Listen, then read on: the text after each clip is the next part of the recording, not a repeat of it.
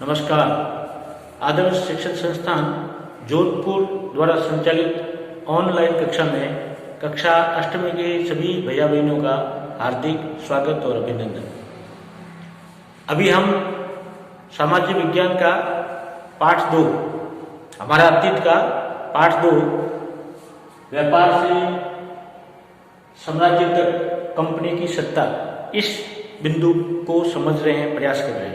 इससे पहले वाले वीडियो में हमने ईस्ट इंडिया कंपनी की स्थापना कब हुई, उसका भारत आगमन कब हुआ, उसने भारत में अपना व्यापार कैसे प्रारंभ किया और व्यापार को बढ़ाने के लिए उसने क्या क्या प्रयास किए और उसका केवल मूल उद्देश्य क्या था, इसके बारे में हमने समझने का प्रयास किया।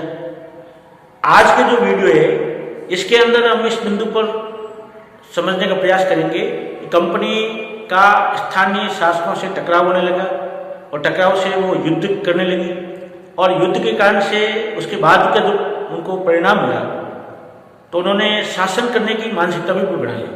यानी व्यापार करने के लिए आई हुई कंपनी और भारत के अंदर शासन स्थापित करने की मानसिकता कैसे बना लेती है, उसकी क्या परिस्थितियां थी, इस बिंदुओं को आज हम समझने का प्रयास करेंगे।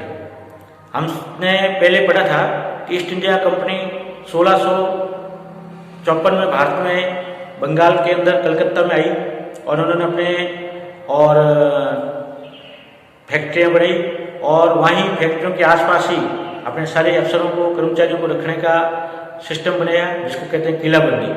अन्य कंपनियों से प्रतिस्पर्धा करनी है तो उन्होंने अपने रक्षा के लिए सैनिक व्यवस्था भी की। इस प्रकार किलेबंदी करने से और व्यापार का विस्तार करने से स्थानीय शासकों में टकराव होने लगा। वहाँ पर बंगाल में और वली अब्दी खान की मृत्यु के बाद उसका बेटा सिराजुद्दौला नवाब बना।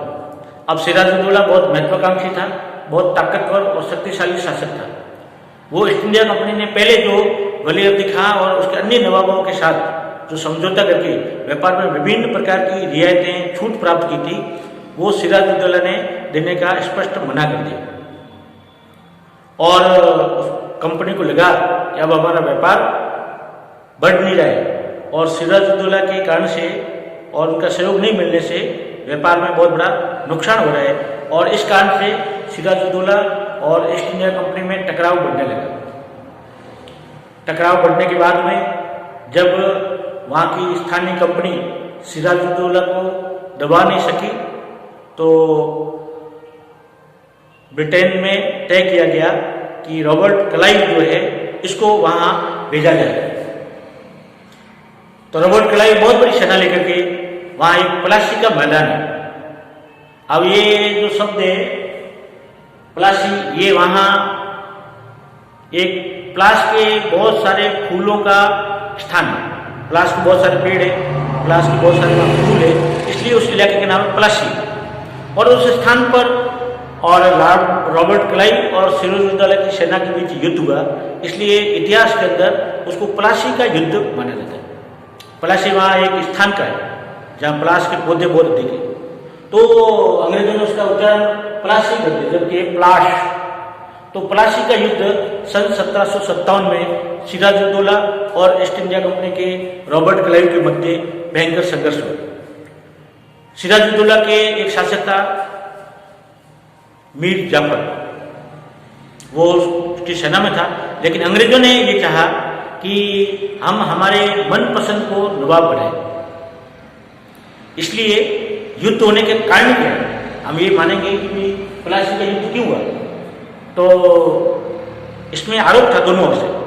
सिराजुद्दौला का आरोप ये था कि कंपनी हमारे स्थानीय शासन व्यवस्था में हस्तक्षेप करती है, क्योंकि कंपनी चाहती नहीं थी कि ऐसा नवाब बने जो हमारी कठपुतली मतलब जो अंगुलियों पर जिसको हम नचाया जा सकता है, कठपुतली खेल होता है, जैसा हम कहें, जैसा हम संकेत करें वैसा वो काम करे, हमारे इशारे पर काम करने वाला नवाब, ऐसा कठपुतली नवाब चाहते थे और बार बार यही प्रयास करते थे कि सिराजुद्दौला को कैसे कमजोर किया जाए। तो सिराजुद्दौला का ये दबाव था कि ईस्ट इंडिया कंपनी हमारी राजनीतिक और व्यवस्था में हस्तक्षेप नहीं करे और कंपनी का ये आरोप था कि सिराजुद्दौला उनके व्यापार को नुकसान पहुंचा रहा है, उनके व्यापार का विस्तार नहीं हो रहा है। जब व्यापार का विस्तार नहीं हो रहा है तो उनको लाभ नहीं हो रहा है, नुकसान हो रहा है। जो मूल उद्देश्य उसका व्यापार करना, व्यापार का विस्तार करना, उसमें सिराजुद्दौला बहुत बड़ा अड़चन था, क्योंकि उन्होंने सब छूट जो देने का प्रावधान था वो सब स्थगित कर दिया। तो कोई भी प्रकार की रियायत नहीं मिलने से ईस्ट इंडिया कंपनी को बहुत बड़ा नुकसान हुआ था। इसलिए इन दोनों विषयों को लेकर सिराजुद्दौला का भी आरोप था और ईस्ट इंडिया कंपनी का भी आरोप था। और सन 1757 में प्लासी का एक बहुत बड़ा निर्णायक युद्ध हुआ। उस निर्णायक युद्ध में मीर जाफर को अंग्रेजों ने अपने पक्ष में कर दिया, उसको लालच दिया कि इस युद्ध के बाद हम आपको नवाब बना देंगे, और सिराजुद्दौला को इसकी भनक नहीं थी। और मीर जाफर ने अंत में लड़ाई में अंग्रेजों को साथ दिया। अंततोगत्वा सिराजुद्दौला उस युद्ध में मारा गया। मारने के बाद में कंपनी अभी भी शासन स्थापित नहीं करना चाहती थी, अभी भी वो केवल व्यापार करना चाहती थी, और व्यापार के लिए जो जो उनकी बाधक चीजें थी उसको दूर करना चाहती थी। नवाब सबसे बड़े बाधक थे, इसलिए उन्होंने नवाब को और मीर जाफर को नवाब बनाया ताकि वो अपनी इच्छा के अनुसार और वो काम कर सके। मीर जाफर नवाब बना, लेकिन कंपनी को उसके अनुकूल और परिणाम नहीं मिला, क्योंकि मीर जाफर भी अपनी कुछ प्रतिष्ठा को बनाए रखना चाहता था जनता में कि मैं भी नवाब हूं। उनको ये नहीं लग रहा है कि अंग्रेजों को केवल कठपुतली, इसलिए हर बात को ईस्ट इंडिया कंपनी की हर बात को वो मीर जाफर भी नहीं मान रहा था। तो उन्होंने मीर जाफर को हटा दिया, बाहर भेज दिया बंगाल से, और एक मीर कासिम को बंगाल का नवाब बना दिया। मीर कासिम भी लंबे समय तक अंग्रेजों की मन के अनुकूल काम करने में असहमति जाएगी। जैसा अंग्रेज चाहते थे, जैसी ईस्ट इंडिया कंपनी चाहती थी, वैसा मीर कासिम भी नहीं कर पाए, क्योंकि वो भी अपनी प्रतिष्ठा को जनता के सामने बनाए रखना चाहता था। तो कंपनी की फिर मीर कासिम के साथ में युद्ध हुआ। वो 1764 ईस्वी में जो बक्सर का युद्ध है, और उस बक्सर के युद्ध में मीर कासिम हार जाता है, और उसके बाद में मीर जाफर को वापस शासक बना दिया जाता है। और मीर जाफर को कह दिया कि आपको 30,000 रुपये ऐसे कुछ कंपनी को सहायता देनी, और विभिन्न प्रकार की छूट दे दी कंपनी को व्यापार करने के लिए। और ऐसा करने से कंपनी का व्यापार भी बढ़ने लगा, और उनका जो धन बाहर से आता था, ब्रिटेन से आता था, वो धन आना बंद हो गया, क्योंकि स्थानीय स्तर पर ही वो अपने खर्चा चलाने के लिए सक्षम हो गए। नवाब से भी सहायता मिलने लगी और व्यापार भी फलने फूलने लगे, उससे भी लाभ बढ़ने लगे। तो ब्रिटेन से, इंग्लैंड से जो धन आता था उसकी आवश्यकता नहीं पड़ी, कंपनी अपने पैरों पर खड़ी हो गई। ऐसा बहुत बड़ा उसको लाभ होने लगा, और इसके कारण से भारतीय इतिहास में प्लासी का युद्ध इतिहासकार ने बहुत महत्वपूर्ण माना है, क्योंकि इसके बाद में अंग्रेजों ने भारत में अपना शासन स्थापित करने की मानसिकता बनाई। इससे पहले क्या व्यापार करना चाहते थे। सन 1757 में जब उसने सिराजुद्दौला को हरा दिया और नवाब उनकी इच्छा के अनुसार काम नहीं कर रहे थे, तो उनको लगा कि अंततोगत्वा कंपनी को शासन अपने हाथों में लेना चाहिए, ताकि कंपनी मन चाहे काम कर सके। और इसलिए हम इसको कहते हैं कि प्लासी के युद्ध में सिराजुद्दौला की हार, यानी भारत की हार, और अंग्रेजों की सत्ता की ओर मन बढ़ाना, ये इतिहास में बहुत बड़ा एक पड़ाव था, बहुत बड़ा मोड़ था, परिवर्तन था। इसलिए प्लासी का युद्ध अंग्रेजी सत्ता का प्रारंभ हम मान सकते हैं। तो 1765 ईस्वी में बंगाल की सत्ता कंपनी ने अपने हाथों में ले ली। उनको लगा कि बाद में मीर कासिम के जाने के बाद मीर जाफर को बनाया, लेकिन मीर जाफर भी उनके अनुकूल काम नहीं कर रहा था। जो उन्होंने स्वायत्त दी थी कि हम आपको इतना आर्थिक सहयोग देंगे, ये करेंगे, लेकिन मीर जाफर भी वो कर नहीं पाया। इसलिए मीर जाफर को भी उन्होंने हटा करके और स्वयं कंपनी जो है बंगाल की दीवान बन गई। अब दीवानी जो पद है ये बहुत बड़ा था, क्योंकि सारा राजकोष उसके हाथ में आ गया, सारा संसाधन उसके नियंत्रण में आ गया। इसलिए ईस्ट इंडिया कंपनी और अपने व्यापार को बढ़ाने के लिए पूर्ण रूप से स्वतंत्र थे। दीवानी पद मिलने से कंपनी को आर्थिक सहायता मिली, संसाधनों पर पूरा उपयोग हो गया, वो कहीं पर भी व्यापार का निर्यात कर सकती है, कहीं से भी कच्चा माल ला सकती है, ऐसा उनको बहुत बड़ा और सहयोग मिला।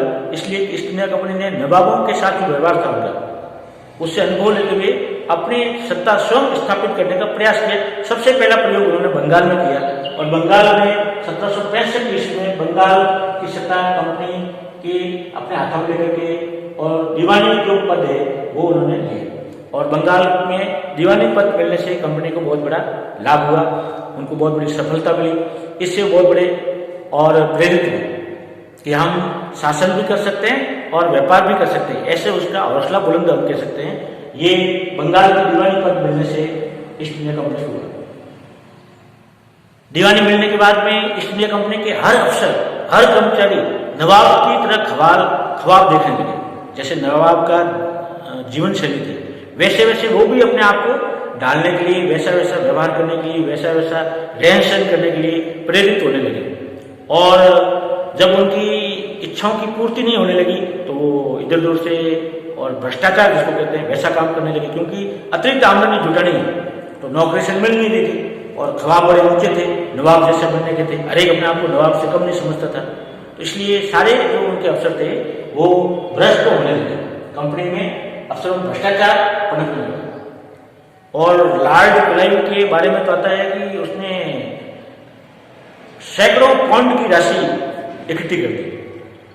ब्रिटेन के अंदर उनको भ्रष्टाचारी घोषित किया, लेकिन बाद में वहाँ की असेंबली ने उनको भ्रष्टाचार मुक्त कर दिया, लेकिन उसके बाद में भी उसने अपनी आत्महत्या कर ली।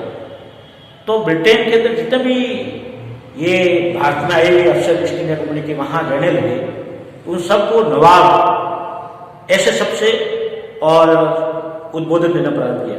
उनकी जीवन शैली, क्योंकि उनकी आमदनी में वृद्धि हो गई और वो भी रहन सहन में ऊपर उठ गए, तो सामान्य स्तर के व्यक्ति का रहन सहन समाज में जब ऊपर उठने लगता है तो वहाँ के लोग उनको नवाब की उपाधि देने लगे। ये भी नवाब है, इसलिए सबको नवाब बोलते थे और उनका सामाजिक स्तर बढ़ गया, समाज में उनकी प्रतिष्ठा बढ़ गई। और लेकिन उनको लोग व्यंग्य भी करते थे। वो जितनी आर्थिक संपत्ति उन्होंने जुटाई तो कार्टूनों के माध्यम से और भी उनके बारे में मजाक भी उड़ाते थे कि इन्होंने भ्रष्टाचार करके इतनी संपत्ति अर्जित की।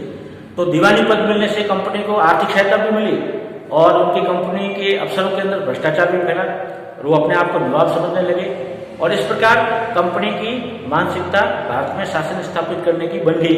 वो अब आगे और विचार करने लगी कैसे हम पूरे देश भर में अपना शासन स्थापित करके और इसी तरह से कैसे व्यापार को बढ़ा सकते हैं। व्यापार को बढ़ाने के लिए जहाँ जहाँ हमको सत्ता संघर्ष करना पड़े तो भी हम करेंगे, ताकि हमारा व्यापार फैलने बूढ़ने लगे। अभी तक उनकी पूरे देश भर में व्यापार करने की ही मानसिकता थी, पूरे देश भर में शासन करने की मानसिकता नहीं थी। लेकिन बंगाल के प्रयोग से थोड़ा उसके मन में विश्वास जगा कि हम शासन भी कर सकते हैं। लेकिन अभी व्यापार करने का उद्देश्य था, लेकिन शासन में जहाँ जहाँ बाधाएं आएगी उन शासकों को हम हटा करके और स्वयं शासक बन सकते हैं, ऐसा उनका मन बढ़ गया था। और इसी कड़ी में वो आगे की ओर विभिन्न स्थानों से संघर्ष करते हैं। दक्षिण भारत के अंदर जाते हैं और वहाँ मैसूर के जो टीपू सुल्तान है, हैदर अली, उससे संघर्ष हो रहा है। फिर मराठों के साथ संघर्ष होता है, उसमें उनको कैसे जीत, बहुत लंबी लड़ाई लड़नी पड़ती है, तब जाकर के इन लोगों को उसमें सफलता मिलती है। और फिर वो कैसे कैसे एक एक रियासत को हड़पने का प्रयास करते हैं, ये हम अगले वीडियो में पढ़ेंगे। तब तक आप सभी, और इसका जो मैंने आज पाठ योजना में जो वर्णन किया है, ये जो बिंदु है, ये सारे बिंदु PDF के अंदर इनको विस्तार से समझाए गए। सारांश इसको कहते हैं, आज की पाठ योजना का सारांश ये PDF में। तो आप उसको सुनने के बाद में और उस PDF के सब बिंदु को लिखिए, ताकि आपका पाठ का सारांश क्या हो जाएगा। और सारांश के बाद पूरा पाठ होने के बाद में उसके प्रश्नोत्तर पर भी विचार करेंगे। अभ्यास प्रश्नोत्तर बहुत कम है, हमको पाठ का एक एक बिंदु समझ में आना चाहिए, तो उसमें से कोई भी प्रश्न बन करके हम उसका उत्तर दे सकते हैं। इसलिए ये मैं हर वीडियो के साथ में PDF भेज रहा हूँ। उस PDF में आज की इस वीडियो का जो पठन सामग्री है उसका पूरा वर्णन है, सारांश है। तो आप सब भी इस वीडियो को सुनने के बाद में उस PDF को और उसके बिंदुओं को लिखेंगे, तो आपको आज की ये जो हमारी पाठ योजना का बिंदु था कि व्यापार से युद्ध और शासन स्थापित करने का प्रयास ईस्ट इंडिया कंपनी का कैसे हुआ, ये आपको निश्चित रूप से समझ में आएगा। बहुत बहुत धन्यवाद। अगले वीडियो में फिर मिलेंगे, तब तक आप सभी स्वस्थ रहिए, सुरक्षित रहिए।